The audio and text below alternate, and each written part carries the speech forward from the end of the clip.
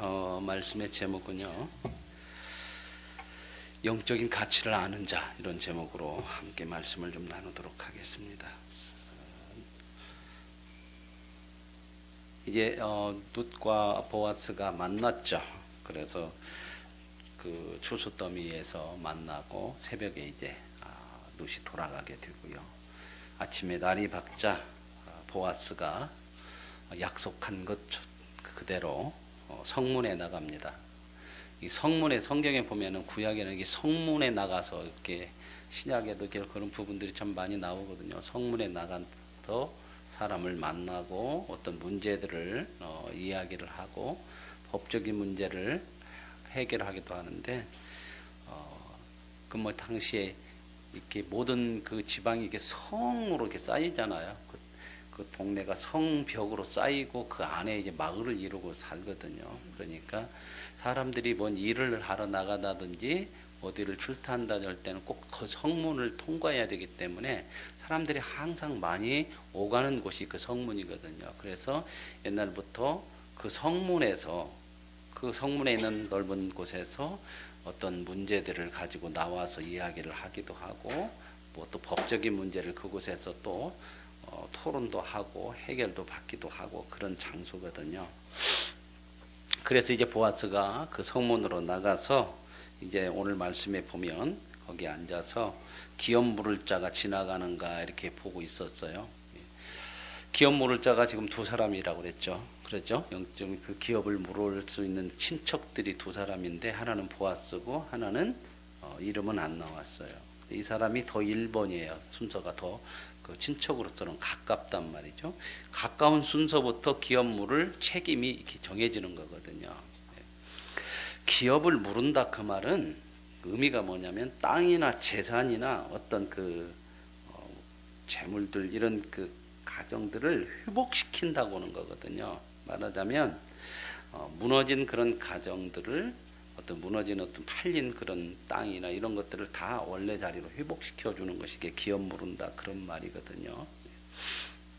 엘리멜렉이 오래전에 흉년이 됐었지 않습니까? 그러죠. 1장에서 보면 흉년이 되니까 이제 모압 지방으로 떠나죠. 떠나는 그 장면을 보셨었잖아요. 우리가 떠나는데, 이스라엘 백성들에게는 이게 땅이 이렇게 주어지면 그 땅이 하나님으로부터 이렇게 준 것이라고 그들은 믿거든요. 왜냐하면 그들은 철저하게 그 가나안 땅에 이제 들어오기 전까지 이 애굽 땅에서 노예 생활을 했었어요. 종이었기 때문에 땅이 하나도 없었잖아요. 소유가 없었는데 하나님께서 그들을 해방시키셔서 가나안 땅을 들어가게 하시고 그 가나안 땅을 그들에게 주셨거든요. 그래서 그 가나안 땅을 받을 때도 어떻게 받았어요? 제비 뽑아서 이렇게 나눠서 12지파가 분배를 받거든요. 그러니까 철저하게 땅은 하나님의 소유예요. 그러니까 이스라엘 백성들은 땅을 하나님부터 받은 거거든요. 받았기 때문에 그걸 팔아먹을 수가 없어요. 파는 것은 아예 안 돼요. 이런 비슷한 모습이 이제 사회주의 국가에서는 이런 것들이 참 많이 나오죠. 사회주의 국가 같은 데서는 땅을 개인이 못 팔아요. 소유를 하도록 다 빌려서 쓰는 거죠. 빌려서 국가의 소유로 해가지고 빌려서 쓰고 그래요. 우리도 몽골에다가 교회를 그때 개척할 때에 그 땅은 우리가 그 빌려야 되는 그런 상황이 있었어요. 그래서 보통 뭐 이런 빌려주는데 50년 뭐 이렇게도 빌려주더라고요. 나라에서. 그런데 그때는 이제 어떻게 해서 그 땅은, 우리 교회가 그때 그 교회를 몽골에 개척할 때는 그 땅이 어떻게 특이하게 개인 소유로 돼 있었던 거예요. 그래서 이제 그걸 이렇게 매매를 했었고 거기다 건축을 하게 됐고 그랬죠. 그 집에 지어진 집을 사고 그랬죠. 이번에 새로 이제 거기가 이제 새로운 교회로 건축이 되어져 그랬는데, 보통 한 50년 단위로 이렇게 빌려 주더라고요, 땅을. 그래서 그런 것처럼 이 이스라엘 백성들은 하나님의 소유라고 생각하고 하나님이 주신 것이기 때문에 그들에게는 팔아먹을 권리가 없어요. 다만 자기들에게 주어진 땅을 대대로 이어서 경작할 수 있는 권리들을 준 거거든요. 그래서 이제 이렇게 분배를 받았는데, 엘리멜렉이 이제 이스라엘을 떠나서 나라를 떠나서 어디로 가냐면 모압으로 갈 때 땅을 가지고 갈 수 없잖아요. 그죠? 우리 같으면 막 갖고 가죠. 삽으로 파서라도 떼어갖고 가나도 갖고 가야 되는데 그 못 갖고 가니까 어떻게 했을까요? 소유권을 그 말하자면 그 경작권을 팔아요. 그래서 이제 멀리 딴 나라로 가니까 경작권을 팔아가지고 뭔가 좀 챙겨야 할 거 아니에요. 가서 살으려면. 그래서 그렇게 하고 간 거거든요, 이게. 그러니까 이제 다시 돌아왔는데 그 경작권을 다시 회복을 해야 하잖아요. 돈을 주고 사야 그걸 다시 자기가 경작할 수 있는데 지금 이 두 과부가 뭐 그럴 것이가 전혀 없는 거죠. 할 수 없는 여력이 없는 것이고요. 또 그 가문을 이어갈 수 있는 남자가 없잖아요. 이런 부분이 없어요.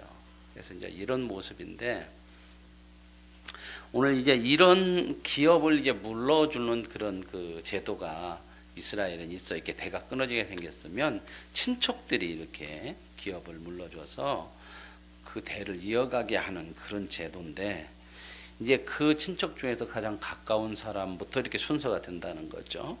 그래서 이제 보아스는 이 기업을 이렇게 물러주려고 하는 약속을 룻과 했고, 그래서 이제 먼저 1번 가장 우선순위가 있는 사람을 기다리는 거죠. 그래서 성문에서 기다렸더니 지나갔어요, 안 지나갔어요? 지나갔죠, 그죠? 참 하나님께서 때를 잘 맞췄어요. 그래서 그 사람이 이름이 뭐예요? 아무개라고요. 성이 아시고 이름이 무개라고 그래요. 아무개라고 그래요. 이름이 안 나와요. 그죠? 보세요. 보아스보다도 더 우선순위가 있죠. 기업 물을 수 있는 우선순위가 보아스보다도 우선이잖아요. 앞섰잖아요. 그런데도 이름도 안 나와요. 아무개래요. 아무개야 이리 와라 이렇게 나와요. 왜요? 벌써 영적인 가치를 모르는 사람이에요. 그렇죠.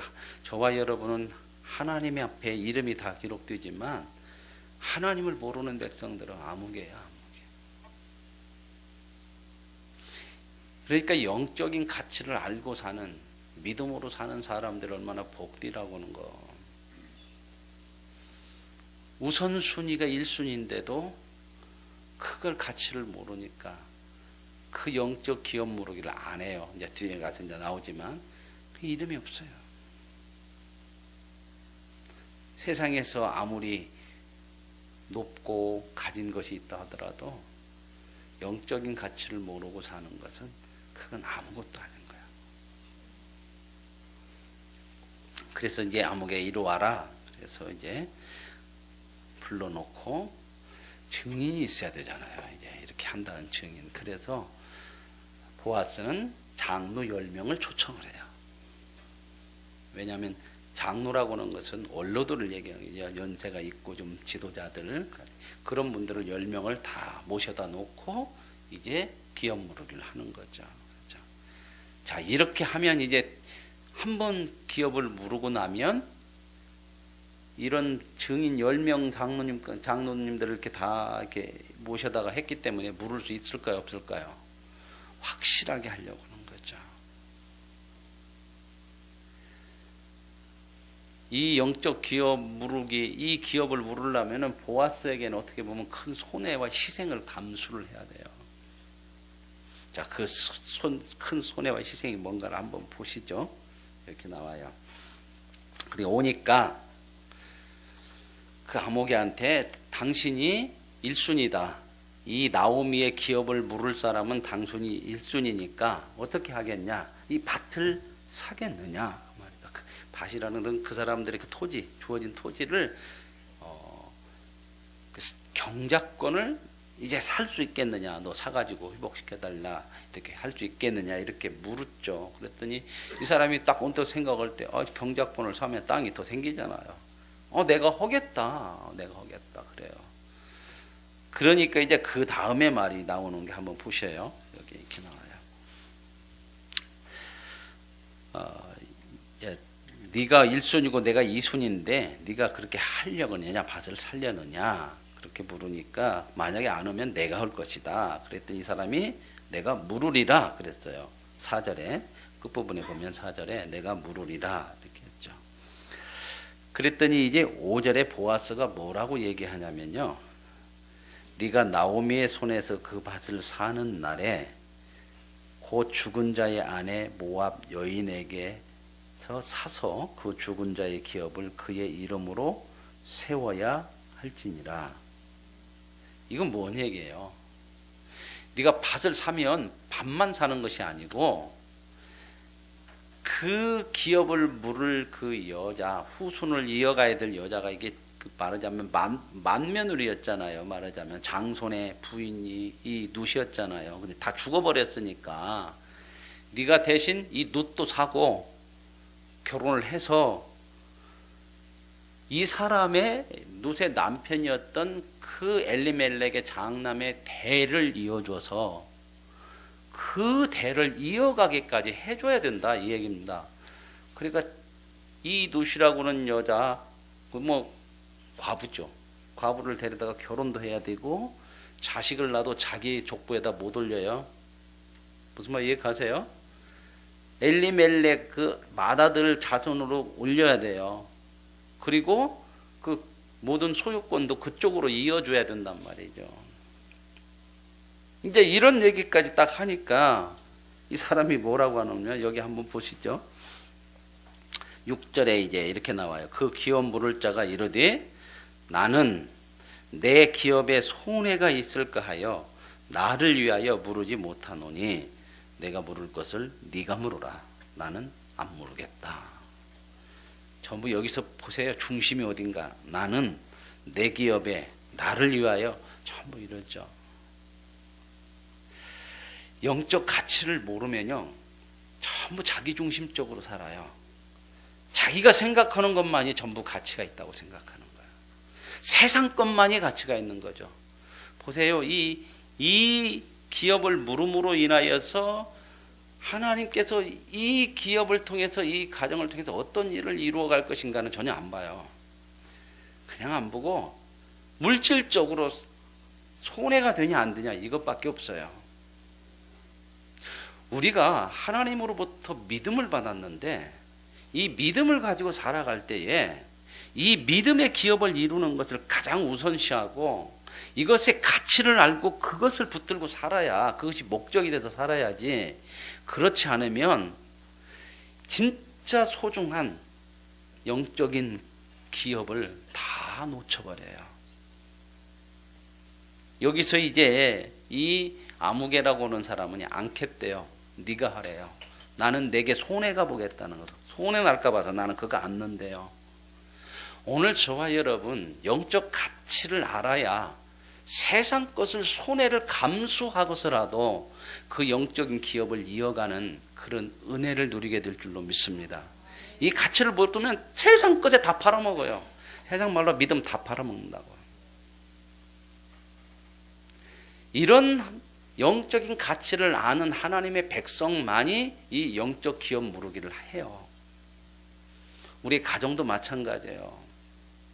이런 가치를 알아야 자식들에게 무엇이 중요한 줄을 알고 그것을 이어가게 하고 물려주는 거지. 이건 모르면요 세상 거 주는 거 외에는 관심 없어요. 뭐가 더 좋아요? 세상 것이 더 좋게 보이는 거죠. 그러나 진짜 가치 있는 것이 무엇인가를 아는 것은 믿음 안에서 가는 거거든요. 저와 여러분이 구원받고 나서 정말 가치 있는 것을 알잖아요. 영생, 구원. 이 세상이 전부인 줄 알았더니 이 세상은 잠깐 있다가 가는 곳이에요. 나그네의 삶이거든요. 아까 우리 권사님들 보세요. 시간이 가잖아요. 우리도 잠시예요. 근데 이 가치를 모르면요 여기서 천년만년이고 여기서 붙드는 것이 전부라고 생각해요. 영적인 가치를 아는 하나님의 백성이 됐어요. 그러므로 영적인 기업을 무르는 그 일이 저와 여러분의 인생의 목적이 되어야 할 줄로 믿습니다. 그래서 이제 이 사람은 안 무르겠대요. 자기의 손해보게 생겼으니까 않겠대요. 정말 이게 미련한 것이잖아요. 진짜 좋은 것을 모르는 거죠. 천국의 비유 중에 밭의 감추인 보화라고 하는 비유가 나와요. 아시죠? 어떤 사람이 밭을 사는데요, 자기에 있는 모든 소유를 다 팔아갖고 그 밭을 샀어요. 그랬더니 사람들이 수군거리고 저 미친놈이라고 그랬어요. 다 몽땅 털어갖고 저 바단댁에 왜 사냐 저걸. 그랬는데 이 사람은요, 왜 그걸 샀죠? 그 안에 보화가 있는 것을 알아요. 내가 다 바쳐서 다 투자해서 사도 그게 가치가 있는 것을 알면 해요. 저와 여러분이 신앙생활하면서 이런 영적인 가치를 모르면 참 어문 데다 우리의 시간과 물질, 우리의 모든 힘을 다 소비할 때가 참 많아요. 가치를 아는 자들은 그 영적 기업 무르기에 쏟아요. 왜요? 그게 어리석은 것이 아니거든요. 우리가 영적 기업 무르기를 하면요, 그것이 대대손손 이어져요. 그러나 세상 것 기업으로 물러가면 얼마 안 가요. 자, 이 사람들 보세요. 보아스와 룻. 이 1순위는 그걸 버렸는데 이 사람들이 둘이 만나서 이제 결혼함으로 보아스는 손해를 많이 본 거잖아. 그러면 그렇죠? 늙었지만 총각이죠? 재산도 있죠? 자식 낳아야 자기 자식 안 되죠? 재산도 그 집안으로 이어줘야 되죠? 그런데도 감수하죠? 훗날 이 보아스와 룻이 뭐가 됐다고요? 메시아인 예수 그리스도의 조상이 돼요. 무엇이 정말 미래를 보고 더 무엇이 정말 가치 있는 것일까요? 믿음이 있으면서도 이 영적 가치를 모르면요, 정말 이건 애통해야 될 거거든요. 이런 거 애통해야 돼요. 안 믿는 사람이야 말을 할 필요가 없어요. 왜? 영적 가치를 모르니까. 그러나 이런 말씀은 전부 우리들에게 하시는 말씀이에요. 믿음을 가져서 영적 가치를 알 수 있도록 하나님이 불러주신 저와 여러분에게 주시는 말씀이거든요. 무엇이 더 미래를 위해서 더 복된 것인가를 보라는 거예요. 무엇이 진짜 영원하고 가치 있는 것인가를 보라는 거죠. 이 1순위면서도요, 그것을 보지 못하니까 그것을 내던져서 아무개로 인생이 끝났어요. 그가 가진 것이 얼마나 같겠습니까? 그의 생애로 끝나는 거잖아요. 각고를 갑니까? 그걸 영원히 붙들고 살 수가 있습니까? 보아스는요, 이 순위에서 이 영적 가치를 알고 영적 기업 무르기를 해요. 오늘 저와 여러분,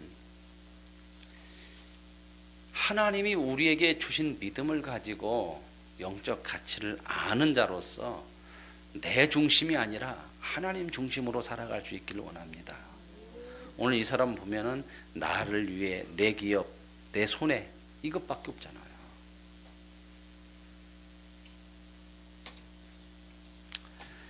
자기만을 위해서 사는 사람들은요, 이런 영적 기업 무르기의 복을 누릴 수가 없어요. 그러고 나서 이 사람이 이제 신발을 벗어가지고요, 보아스에게 주는 거예요. 신발을 벗어요.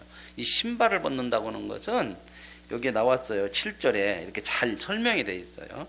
옛적 이스라엘 중에는 모든 것을 무르거나 교환하는 일을 확정시키기 위해서, 이걸 확인시키고 이렇게 됐다, 계약서 쓰는 것처럼 그것을 한다고 하면 신발을 벗어서 그 사람에게 주는 거예요. 내 신발을 벗어 딱 주면 어떤 계약이나 교환하는 걸 무르는 거 이제 딱 되는 거야. 이제 다시는 이거 바꿀 수가 없어. 이런 확정하기 위해서 이런 신발을 벗어주는 거거든요. 근데 이제 이 1순위 있는 이름 아무개라는 사람은 자기에게 있는 그 권리를, 영적 무르기의 그 권리를 않겠다고 보아서 네가 그냥 그걸 가지라고 자기 신발을 벗어줘요. 이건 부끄러운 일이거든요. 그러니까 어리석은 일이거든요. 이와 비슷한 어리석은 사람이 있었어요. 팥죽 한 그릇에 장자권을 팔아먹은 사람이 있어요. 누구죠? 에서요. 보세요. 그러므로 인하여서 아들이 같은 아들이잖아요. 누구의 아들이에요? 에서와 야곱은 이삭이잖아요. 제가 주일날도 말씀을 드렸어요. 같은 이삭의 자식이지만 택함을 입은 자만 하나님의 영적 기업을 이어가요. 보세요. 에서는 장남이에요. 이 사람이 이어가야 되는데 보세요. 영적인 가치를 몰라요. 당자권을요. 농담으로라도 그렇게 하면 안 되잖아요. 팥죽 한 그릇 주대 그러면 알아 줄게 너 줄게. 영적 가치를 모르니까 정말 소중한 것을 버려요. 하나님께서 우리에게 믿음을 주신 것은 정말 좋은 것들을 붙들고 살아갈 수 있게 하는 거거든요. 사도 바울도요. 예수님 만나고 나서 뭐라고 고백하는가 보세요. 내가 예수 그리스도를 아는 지식이 가장 고상함을 인하여. 이건 뭔 말이에요? 최고더라. 진짜 가치 있는 게 예수더라. 지금까지 내가 모르고 세상 가치 있다고 생각했던 세상 것들을 배설물로 버린다. 정말 우리는 때로는 이 세상 것을 최고의 가치로 알고 살거든요. 근데 그걸 내려놓고 버릴 수 있는 것은요, 그냥 버리라고 해서 되는 게 아니잖아요. 뭐가 있을 때 진짜 그보다 더 좋은 것을 내가 가질 때에 하나님께서 우리에게 이 은혜를 주신 거예요. 그래서 우리가 그걸 하는 거잖아요. 그런데 이게 세상에서 보면 언뜻 보면 손해나는 것 같잖아요. 손해 아니에요.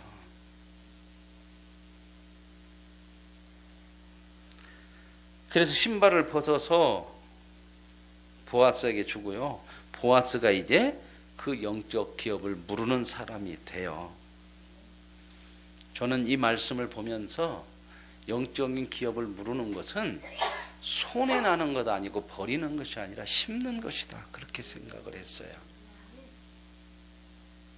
여러분, 하나님 앞에 하나님의 뜻을 위하여서 여러분이 헌신하고 물질을 드리고 시간을 드리고 하나님 뜻대로 사는 것은요, 세상적으로 보면 어떤 때는 손해 같지만 손해가 아니라 심는 것이라는 거예요.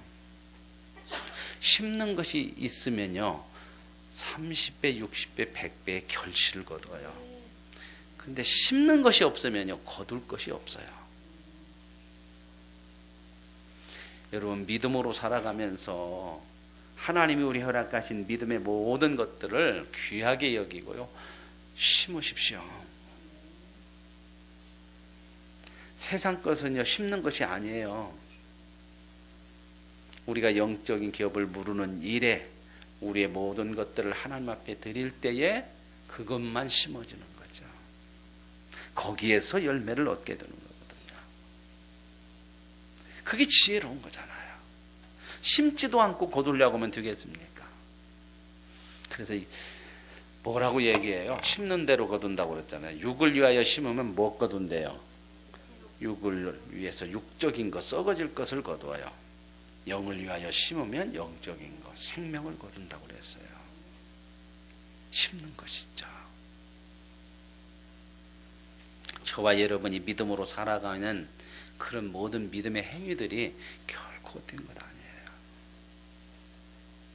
더 많은 것들을 심기에 수고하고 애써야 될 줄로 믿습니다. 이런 심는 것인 것을 알면요 내가 남보다 많이 수고한 거에 대해서 원망 불평할 필요 없어요. 더 많은 것들을 거두게 되거든요. 이건 심는 대로 거두는 법칙을 하나님이 우리에게 허락하신 대로 해요. 안 심어놓는데 많이 거두게 하시겠습니까? 보아스는 영적 기업 무르기의 가치를 알아요. 그래서 모든 희생을 감당하고 그 일을 자기가 맡게 되는 거죠. 가치를 알아야 감당이 되어지는 거거든요. 그러므로 우리는 세상적인 계산보다 영적 기업 무르기에는 믿음이라는 것이 필요해요. 믿음. 하나님을 믿고 심는 거예요. 근데 이 사람은 지금 영적 기업 무르는 데 있어서 계산을 했어요. 세상적인 계산. 그러니 손해 같으대요. 그래서 안 하겠대요. 안 했더니 안 심은 거잖아요. 그럼 거둘 것이 없죠. 그런데 이 보아스와 룻은 정말 상상할 수 없을 만큼 놀라운 열매들이 있었죠. 예수 그리스도의 조상이 돼요. 이거 생각이나 했겠습니까? 보아스가 이럴 걸 알고, 물론 영적인 가치를 알고 그 손해를 감수했지만 이 정도까지 생각했겠어요? 예수 그리스도의 조상이 되리라고 생각했겠습니까? 성경은 뭐라고 그러죠? 후이 되어 누르고 넘치도록 하나님 주신대요. 이걸 꼭 어떤 세상적인 그런 것으로만 자꾸 생각하지 마시고요. 하나님이 주시는 복을 말씀해요. 그래서 보아스는요, 이제 이 일에 증인을 10명을 불러다 놨다는 것은 때로는 후회스러울 생각이 들 수도 있지만 그것을 바꾸지 않으려고는 장치를 다 만드는 거예요. 그래서 교회 공동체 안에서는요, 서로에게 나눔이라는 것들이 필요해요. 내가 나누면요, 저 사람으로 인하여서 내가 쉽게 못 거둬들여요. 그 사람으로 인하여서 그 믿음을 붙들고 갈 수가 있어요. 서로 이 공동체들이 필요해요. 그래서 목장이라는 것이 아주 중요한 거예요. 목장에서 여러분의 결단을 나누고 삶을 나누면요, 나 혼자 하면요 쉽게 거둬요. 취소시켜버려요. 안 해버려요. 그죠? 왜 말씀 묵상도 같이 나누냐고 하냐면요, 그렇게 해야 내가 하고 싶지 않을 때라도 그 영적인 것들을 이어갈 수 있어요. 그런 공동체가 필요하다는 겁니다. 그런 목장, 그런 교회, 그런 모습들이 있어야 돼요. 하나님께서 그런 것들을 감당하려고 또 직분도 주시는 거거든요. 직분이 있으면요, 없을 때고 달라요. 그걸 받으면요, 책임이라는 것들을 받게 되는 거거든요. 그래서 여러분, 직분은 받으면 좋아요. 받고 그 책임을 감당하면 그 속에서 하나님께서 큰 은혜와 복을 반드시 허락하세요. 나 혼자 가기가 어려운 부분들이 참 많잖아요. 그죠? 그래서 이제 보아스는 그렇게 해서 기업을 무르죠. 믿음이라고 하는 것은요, 영적인 기업을 이어가는 거거든요. 물어가는 거예요. 거기는 세상적인 손해도 있고 희생도 있을 것이지만 그것과 비교할 수 없는 하나님이 주시는 영적인 축복을 넘치게 받게 될 줄로 믿습니다. 이제 인생의 흉년에 엘리멜렉은 하나님의 땅을 떠났어요. 떠나서 세상으로 갔는데 세상에서 빈손됐어요. 빈손되게 한 것도 하나님의 섭리예요. 빈손이 되니까 돌아올 생각하는 거예요.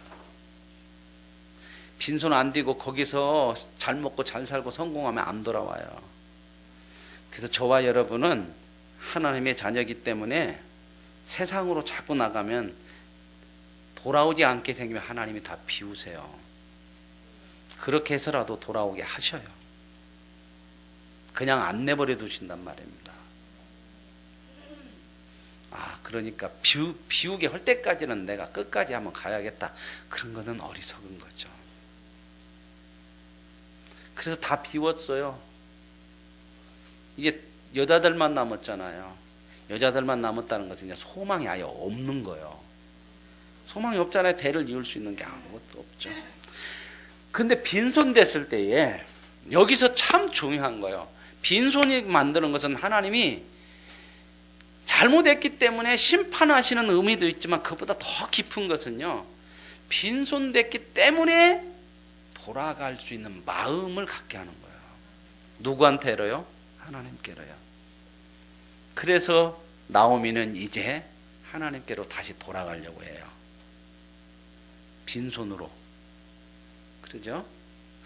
그런데 그렇게 빈손돼서 하나님께로 돌아가면, 영적 기업 무르기로 가면, 그 방향으로 가면 하나님은 그 비워진 곳에 반드시 놀라운 것들로 채우셔요. 아무런 가능성이나 기대가 없잖아요. 돌아와도 대를 이을 수 있는 게 없잖아요. 근데 보세요, 하나님 어떻게 대를 이어가는가. 누가 이 일을 하겠어요, 누가. 그런데 그 보아스를 통해서 그 집안의 대를 이어가게 하고, 그 일을 감당하는 보아스마저도 결국은 뭐예요? 메시아의 조상이 되게 만들어내세요. 그 빈손 속에 하나님을 향할 때에 하나님께서 채우시는 그 은혜와 축복이 우리의 상상을 초월할 수, 풍성한 거예요.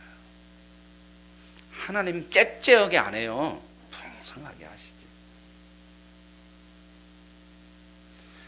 예수님도 오신 목적을 그랬잖아요. 내가 온 것은 양으로 꼴을 먹고 더욱 풍성하게 하기 위해서 왔다고 그러잖아요. 그래서 그분은 뭐예요? 우리를 다 내어주시잖아요. 하나님이 빈손으로 하나님을 향할 수 없는 빈손 속에서 하나님을 향하면 우리가 상상할 수 없는 것들로 채워주시는 하나님이신 줄로 믿습니다. 그러므로 저와 여러분의 인생의 목적이 잘 되든 때로는 실패해서 무너지든 인생의 흉년을 만나든 비워지든 하나님을 향할 수 있는 영적 기업 무르기에 마음을 두고 사셔야 된단 말입니다.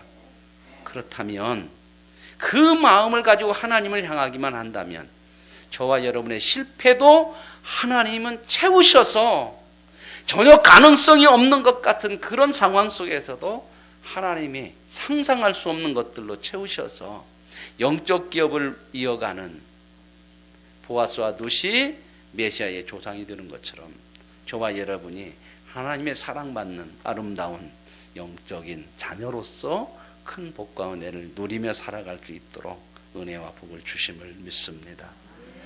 하나님 아버지 감사합니다. 이순이로서 영적인 가치를 알고 모든 손해를 감수하면서 영적 기업 무르기에 나서는 보아스와 일순이이면서도 자기의 세상적인 손해 때문에 영적 기업 무르기를 거부하는 아무개라고 하는 사람.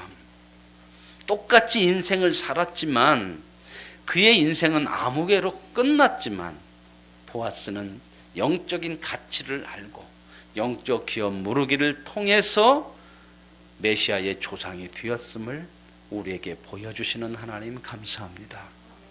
우리에게도 이 영적인 가치를 아는 자로서 불러주셨사오니 영적 기업 무르기를 가장 우선시하고 목적으로 삼아서 하나님의 은혜와 복을 우리 안에 상상할 수 없을 만큼 채워가는 복이 있게 하여 주옵소서. 예수님의 이름으로 기도합니다. 아멘.